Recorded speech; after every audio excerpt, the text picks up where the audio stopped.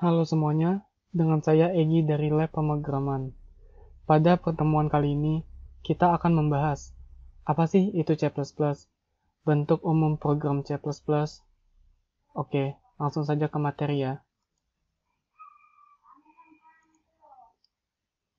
Nah, C++ adalah bahasa pemrograman yang dikembangkan oleh Bjarne Stroustrup pada tahun 1980. Awalnya, Pak Bjarne Stroustrup ini membuat C++ ketika dia melakukan pekerjaannya untuk gelar PhD. Jadi, dia membuat sebuah tesis pada salah satu bahasa pemrograman, dan dia berkesempatan untuk bekerja dengan bahasa tersebut yang disebut Simula. Apa sih itu Simula?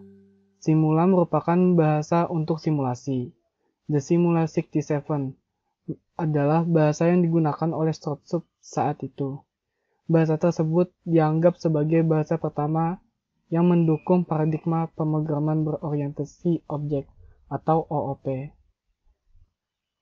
Awalnya, C++ memiliki nama yaitu C with Classes dan berganti nama pada tahun 1983.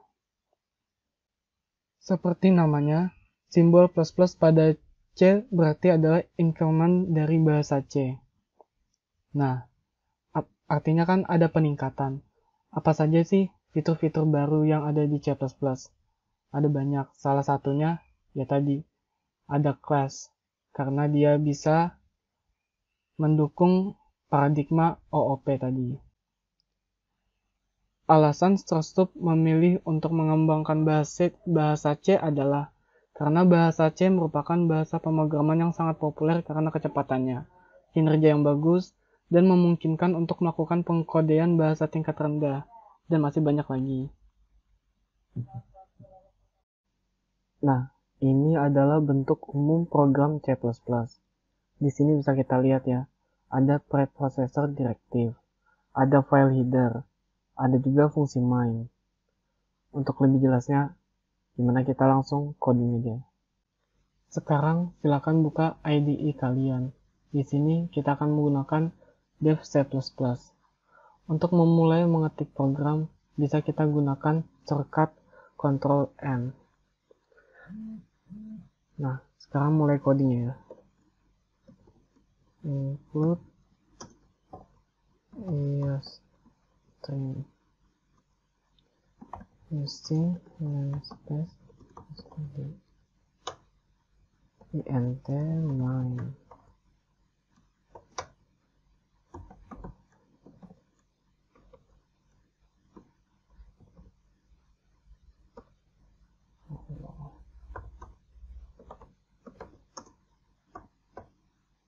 Nah, di sini bisa kita lihat ya, ada preprocessor directive include. Apa sih preprocessor itu? Preprocessor directive adalah instruksi yang memproses suatu arahan atau informasi sebelum memulai melakukan kompilasi. Nah, di sini kita menggunakan include.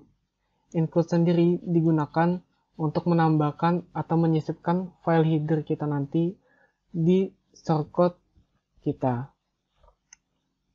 File header yang mana dipanggil yang ini, IOStream. File header sendiri merupakan file yang berisi deklarasi variabel, fungsi, tipe data, dan lain-lain. Nah, di sini kita menggunakan file header IOStream.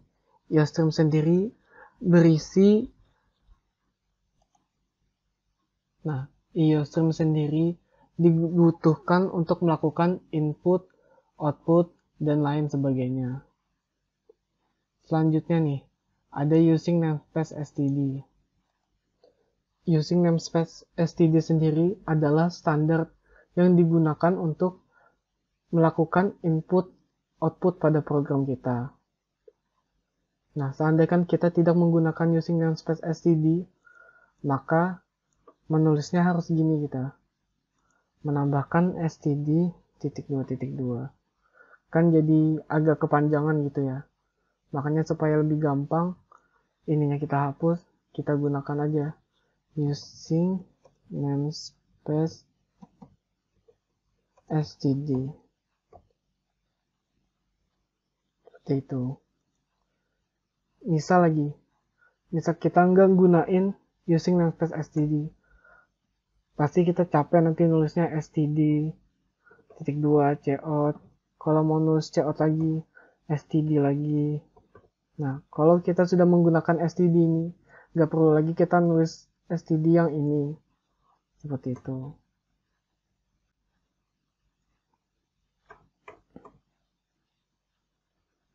Selanjutnya ini ada blok program utama kita, intmain.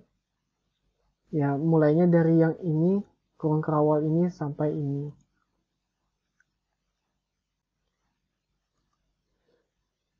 Nah, perlu diingat, setiap kita menuliskan kode program harus diikuti dengan semikolon, kecuali ya ini, preprocessor directive.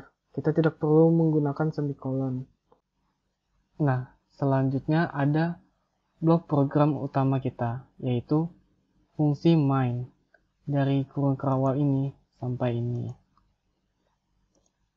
Nah, yang perlu diingat, intmain ini harus mengembalikan, harus memiliki tipe data integer.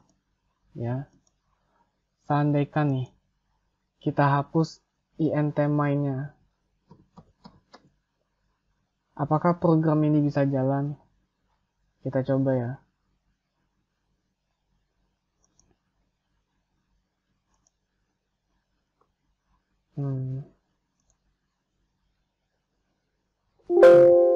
Kita kasih bikin folder baru.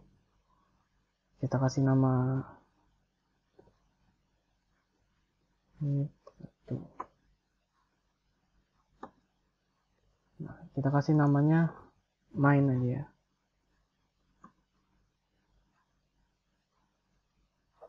Nah, ternyata programnya tetap bisa jalan. Kenapa tetap bisa jalan?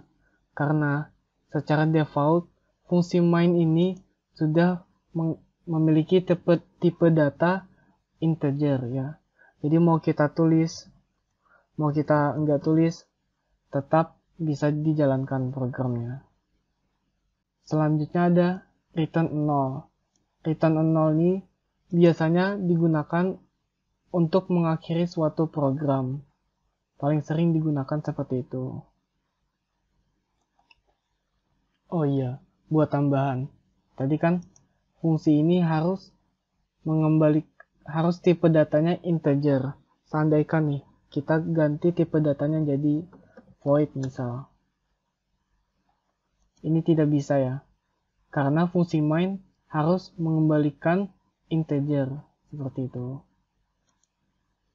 Jangan sampai lupa ya. Nah, selanjutnya ada komentar.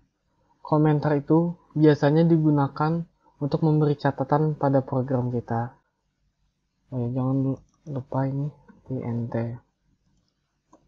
Gimana cara penulisannya? Seandainya kita mau beri komentarnya satu baris saja, kita bisa gunakan / gini. Komentar. Gimana kalau kita mau bikin dia 2 baris, 3 baris gitu? Bisa aja sih gini, komentar. Cuma agak ribet ya. Jadi gimana caranya yang praktis? Kita gunakan / bintang /. Nah, ini untuk multiple line. Jadi bisa banyak baris gitu. Komentar 1, komentar 2. Nah, bisa banyak baris itu. Dan perlu diingat, komentar ini tidak berpengaruh apa-apa pada proses kompilasi. Dia akan dilewati aja gitu. Tidak ditampilkan apa-apa pada proses kompilasi. Sekian pertemuan pada pengenalan C++ kali ini. Terima kasih, semoga bermanfaat.